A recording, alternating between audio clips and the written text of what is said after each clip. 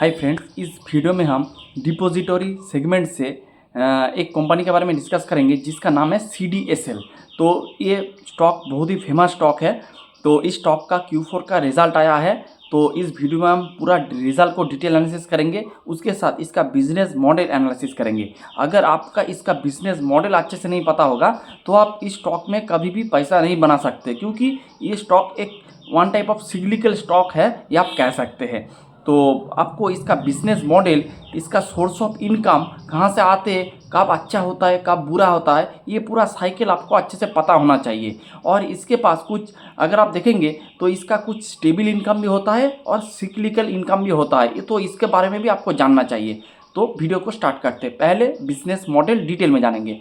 तो CDSL एक depository है। डिपॉजिटरी का मतलब होता है कि ये जो अपना जो स्टॉक वगैरह है वो पहले क्या था, पहले एक आपका हार्ड फॉर्म में था, हार्ड कॉपी फॉर्मेट में था। तो जब आप स्टॉक वगैरह खरीदते तो आपके पास एक हार्ड कॉपी आता था।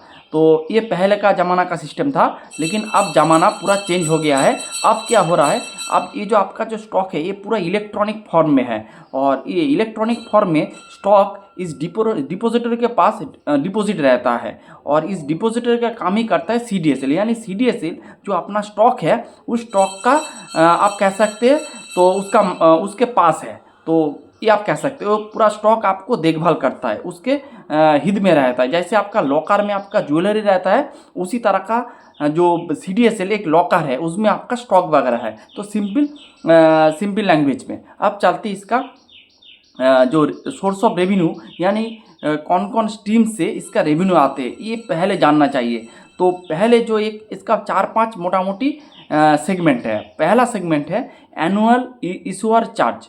जो इसका मतलब होता है, जो सपोज कोई कंपनी का, सपोज जो रिलायंस है, तो रिलायंस कंपनी के पास करोड़ों में शेयर होगा।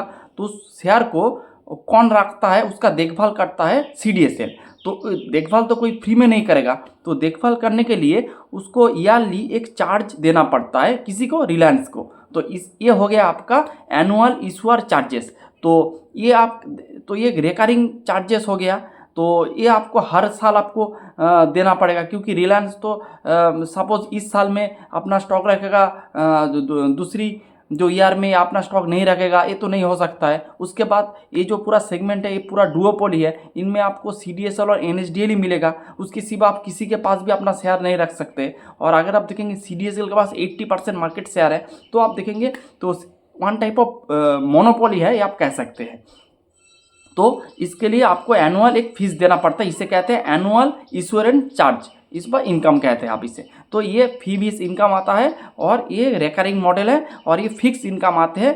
तो इसीलिए ये इनकम इसका स्टेबल इनकम है। तो ये हो गया। फिर और इससे ऑलमोस्ट 50 से 60% रेवेन्यू ऑलमोस्ट इनका जो आते हैं, ये आते हैं आपका एनुअल इशूअर चार्जेस से। तो ये एक सबसे एक इम्पॉर्टेंट एक क्या सेगमेंट है इस CDSL का।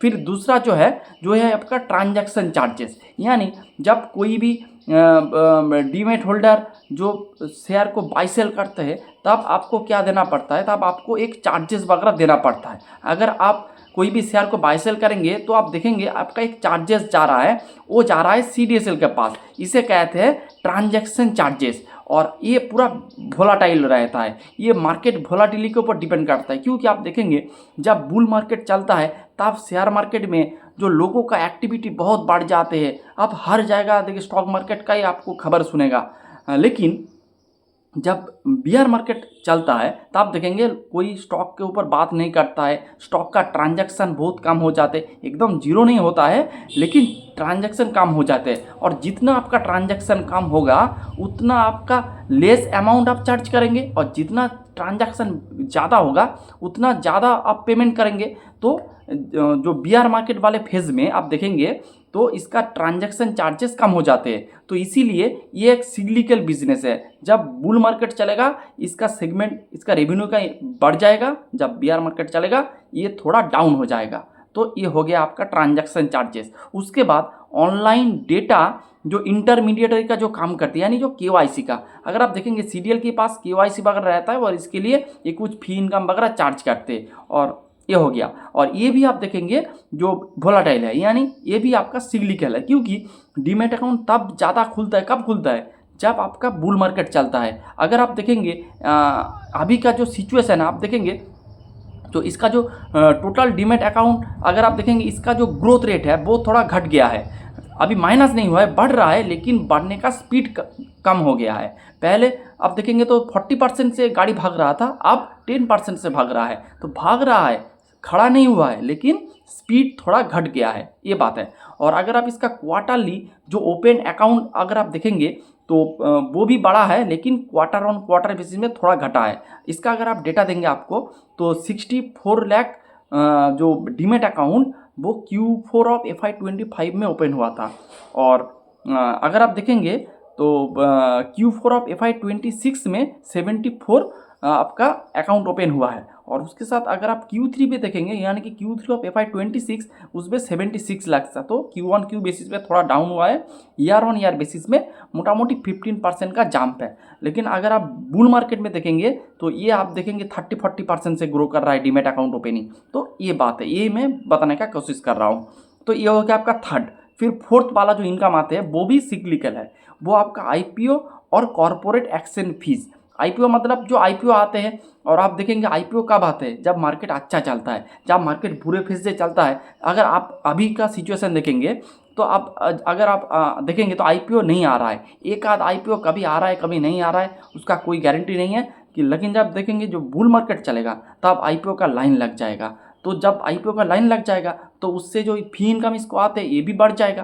तो इसका जो इनकम है वो भी एक सिग्लिकल इनकम है। उसके बाद जो कॉरपोरेट एक्शन फी, यानी जो कॉरपोरेट एक्शन होता है, जैसे आपका स्टॉक स्प्लिट, बोनस, फिर आपका डिविडेंड, जो स्पिन ऑफ, इस तरह का जो कॉरपोरेट जो कामकाज होता है, इनमें से भी उसको थोड़ा इनकम आते हैं। और ये भी सिग्लिकल है। सब कुछ आप देखेंगे बुल मार्केट में ज़्यादा से ज़्यादा हो रहा है।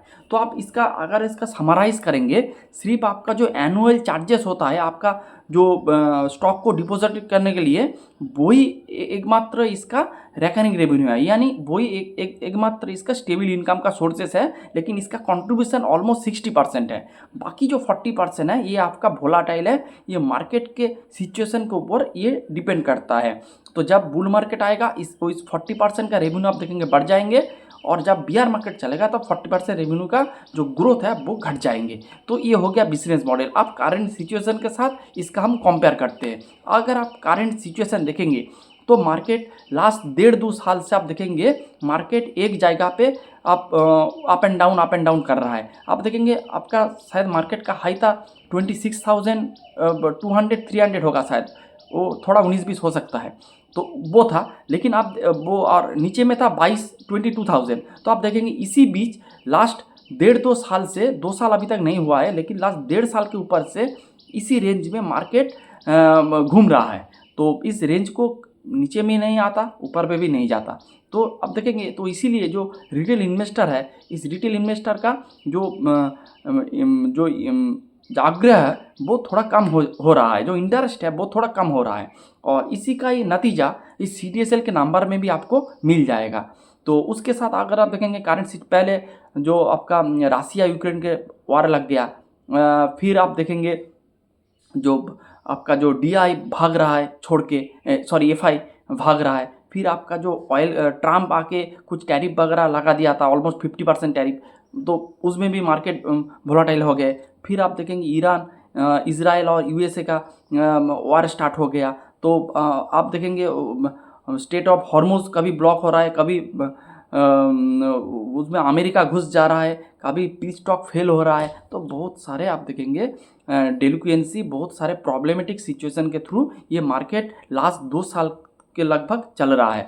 तो इसका ही रिपरकशन, इसका ही नतीजा इस स्टॉक के ऊपर पड़ रहा है। क्योंकि मैंने पहले ही बोला था ये बुल मार्केट का स्टॉक है। जब बुल मार्केट चलेगा तब आपका स्टॉक भागेगा, और जब बुल मार्केट नहीं चलेगा, यानी जो बियर मार्केट चलेगा, तब स्टॉक थोड़ा रोएगा। तो यही रोने का बात ही अभी हो रहा है। तो ये मोटा मोटी पूरा डिस्कशन है। तो अगर आप देखेंगे इसमें 2 तरह का इनकम है। एक आपका ऑलमोस्ट 60% इनकम इसका आते हैं आपका रेकरिंग रेवेन्यू से, जो स्टेबल है, और कुछ इनकम इसका आते हैं सिग्लिकल, जैसे IPO, फिर आपका ट्रांजैक्शन चार्जेस, फिर आपका कॉर्पोरेट एक्शन, इस तरह का जो फी है वो आपका है वोलाटाइल, यानी जो सिक्लिकल है। तो ये बात आपको अच्छे से समझना चाहिए, उसके बाद आप स्टॉक को खरीदने का या फिर बेचने के बारे में डिसीजन लेंगे। तो यही बात है। उसके साथ आप इसका थोड़ा रिजल्ट भी देख लेते हैं।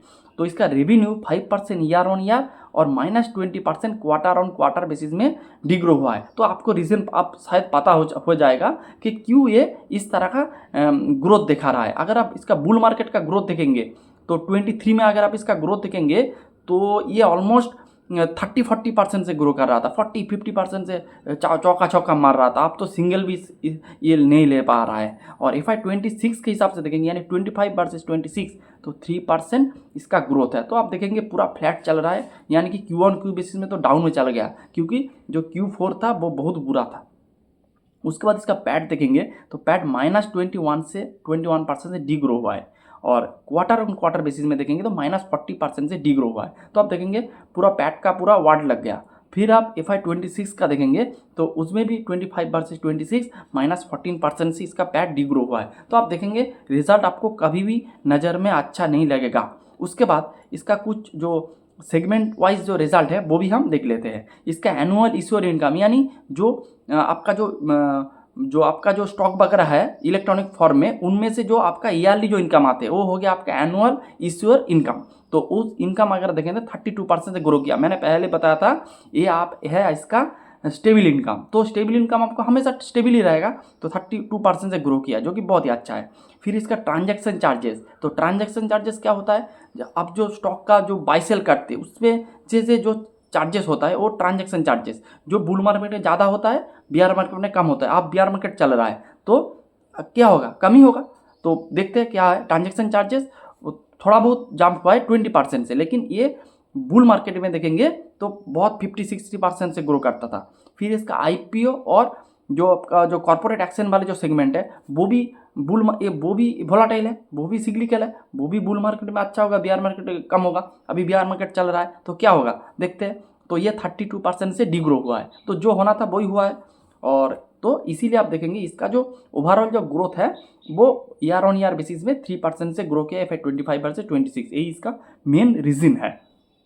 तो ये हो गया। फिर अगर आप देखेंगे इसका जो जो दो इनकम है, इसका जो ऑलमोस्ट 80% जो इसके इनकम आते हैं ये आपका जो एनुअल चार्जेस से आते हैं और ट्रांजैक्शन इनकम से आते हैं। उसके बाद KYC से आते हैं। तो इसका जो मेन इनकम है ये आते हैं आपका। उसके बाद आपका जो IPO और कॉर्पोरेट एक्शन से आते हैं। तो नंबर 1 पे है जो एनुअल चार्जेस, नंबर 2 पे है ट्रांजैक्शन इनकम, नंबर 3 पे है कॉर्पोरेट एक्शन और IPO से आते हैं। तो मोटा मोटी ये आपको देखना चाहिए। तो ये हो गया मोटा मोटी टोटल डीमेट अकाउंट का। अगर आप बात देखेंगे तो 15 करोड़ से ऑलमोस्ट 18 करोड़ हो गया है। तो ऑलमोस्ट और quarter on quarter basis, year on year basis में ग्रो किया है, लेकिन ग्रो जो स्पीड है वो थोड़ा घट गया है। और क्वार्टरली ओपन अकाउंट अगर आप देखेंगे तो 64 से बढ़ के 74 हो गया, यानी ईयर ऑन ईयर बेसिस में ऑलमोस्ट 15% से ग्रोथ है, लेकिन क्वार्टर ऑन क्वार्टर बेसिस में थोड़ा डिग्रो है। और इसका भी मार्केट शेयर अगर आप देखेंगे तो 80% इसका मार्केट शेयर है। तो ये होगा। अब इसका अगर FY 26 का जो एंड हो गया, फिर भी इसका अगर देखेंगे तो इसे P कैलकुलेट करेंगे तो मोटा मोटी 50 के P में आपको मिल रहा है। तो अभी थोड़ा ओवर वैल्यू लग रहा है। जब ये बुल मार्केट में आएगा या फिर जब मार्केट टर्न अराउंड करेगा तब इस बिजनेस में आपको अच्छा खासा ग्रोथ मिल सकता है। तो ये हो गया। तो उसके बाद जो कब आपको इस तरह का बिजनेस में आपको अच्छे से देखना है, कब देखना है, तो मेरे हिसाब से जब मार्केट घूमेगा, जब आप देखेंगे पूरा जो ओवरऑल सिचुएशन आप थोड़ा थोड़ा ठीक हो रहा है, या फिर आपका अभी देखेंगे तो इसका बेस थोड़ा कम हो गया है। तो अगर इसके बाद मार्केट थोड़ा भी घूमे तो ये जो बिज़नेस है ये बहुत तेज़ रफ्तार से भागेगा। तो आपको इस मार्केट का घूमने का देखना चाहिए, कब घूम रहा है मार्केट, कब। जैसे अब क्या चल रहा है, अब ईरान और इजराइल और अमेरिका साथ युद्ध चल रहा है। युद्ध तो अभी ख़त्म हो गया है, लेकिन उसका थोड़ा पीस टॉक हो रहा है। अगर पीस टॉक सक्सेसफुली हो जाए और आपका स्टेट ऑफ हॉर्मोज पूरा खुल गया तो आप देखेंगे मार्केट में एक रैली आ सकता है, और उस रैली में ये अच्छे से पार्टिसिपेट करेगा, क्योंकि इसका स्टॉक भी अब थोड़ा डाउन हो गया है और इसका बेस भी लो हो गया है। तो इसका फ़ायदा इस बिजनेस को मिल सकता है। लेकिन इसके लिए आपको जो अभी जो अंधेरा चल रहा है, अंधेरा से आपको उजाला की तरफ जाना चाहिए। जब जाएगा तब ये स्टॉक भागेगा, उसके आगे ये स्टॉक नहीं भागेगा। तो यही था पूरा डिस्कशन। इसके बारे में मैंने डिटेल में डिस्कशन किया, और इस तरह का डिटेल डिस्कशन देखने के लिए मेरा चैनल पे आप सब्सक्राइब कर सकते हैं। और अब आपको CDSL तरह का बिजनेस को जानना है तो इसका बिजनेस मॉडल अच्छे से जानना चाहिए। अगर आपको बिजनेस मॉडल नहीं पता होगा तो आप हैरान हो जाएंगे कि क्यों ये स्टॉक घट रहा है, क्यों ये बढ़ रहा है। आपको अच्छे से इसके बारे में डिटेल नॉलेज नहीं मिलेगा। अगर आपको इसका बिजनेस मॉडल अच्छे से पता हो जाए तो आप देखेंगे इसको अच्छे से आप ट्रैक भी कर सकेंगे और आप चाहे तो इनमें इन्वेस्ट भी कर सकते हैं। तो यही था आज का video. Hope you like the video and thanks for watching the video and please don't take it a buy sell call recommendation. Thanks for watching.